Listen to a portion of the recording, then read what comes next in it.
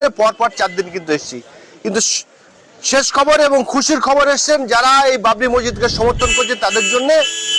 এই মামলাটাও ধোপে টিকলো না, অর্থাৎ বাবরি মসজিদ করার আর কোনো বাধা রইল না।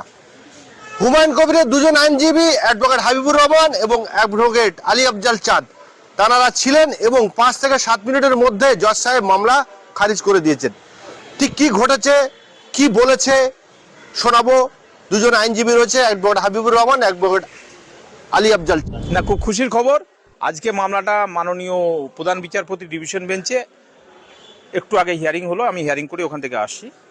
তো বিচারপতি প্রথমেই বললো তো এই ধরনের মামলা বারবার করছে, ওরা বলছে যে বাবরি মসজিদকে কেন্দ্র করে বাবরির নামটা খুব খারাপ, বিরাট একটা টেনশন। তো জজ সাহেব পত্রপাত ওটাকে তেড়ে উঠলো ওদের ওপরে, যে বাবরি মসজিদ হবে না শিলান্যাসকে রোখার জন্য এর আগে মামলা হয়েছে হাইকোর্টে, তো সেই চ্যাপ্টারটা তো ক্লোজ। এখন প্রশ্ন হচ্ছে তুমি কি চাচ্ছ? বলছে আমরা ভাঙতে যাচ্ছি, বাবরি মসজিদ করতে দেবো না।